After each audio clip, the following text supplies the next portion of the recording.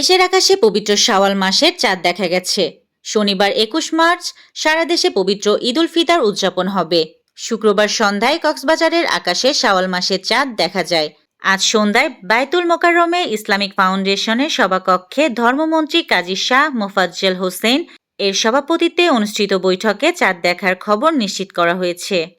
প্রধানমন্ত্রী তারেক রহমান রমজানের আদর্শে অনুপ্রাণিত হয়ে ঈদ উল ফিতরের আনন্দ সবার সঙ্গে ভাগাভাগি করে নেওয়ার আহ্বান জানিয়েছেন।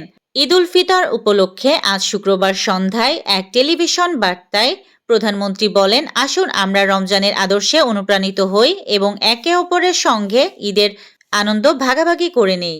পবিত্র ঈদ উল ফিতর উপলক্ষে দেশবাসী সহ বিশ্বের সব প্রান্তের মুসলমানদের আন্তরিক শুভেচ্ছা ও মোবারকবাদ জানিয়েছেন জাতীয় নাগরিক পার্টি এনসিপি আহ্বায়ক ও বিরোধী দলীয় চিফ হুইপ মোহাম্মদ নাহিদ ইসলাম।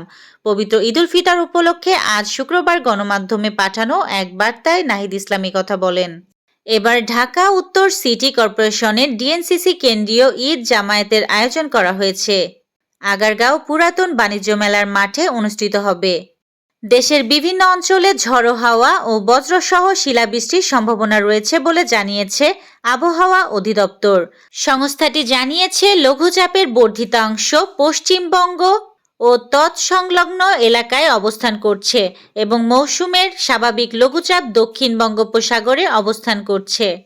যুদ্ধ বিধ্বস্ত ইরানে আটকে পড়া ২৮০ জনের মতো বাংলাদেশি শুক্রবার ২০ মার্চ দিবাগত রাত ১টা ৩০ শাহজালাল বিমানবন্দরে অবতরণ করার কথা রয়েছে।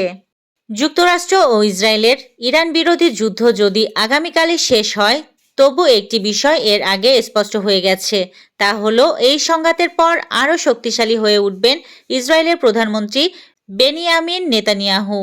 আর মার্কিন প্রেসিডেন্ট ডোনাল্ড ট্রাম্পকে সামাল দিতে হবে বৈশ্বিক বাজারের ধাক্কা আর সেই সঙ্গে উপসাগরীয় মিত্রদের ক্ষোভ।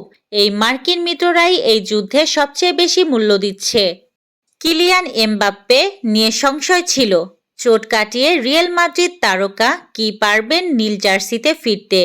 সব জল্পনার অবসান ঘটিয়ে গতকাল দিদিয়ের দেশম ঘোষণা করেছেন ফ্রান্স দল। সেখানে যথারীতি সেনাপতি হিসাবে থাকছেন এমবাপ্পে। টি-20 বিশ্বকাপটা একদমই ভালো কাটেনি পাকিস্তানের।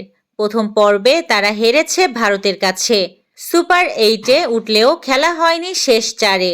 যে কোনো বড় টুর্নামেন্টে ব্যর্থ হলেই পাকিস্তান ক্রিকেটে একটা বড় রবটে বদল আনতে হবে। এই ছিল আজকের শীর্ষ সংবাদ। ছিলাম আমি ইয়াসমিন লিভা, সুরমা টিভি 24।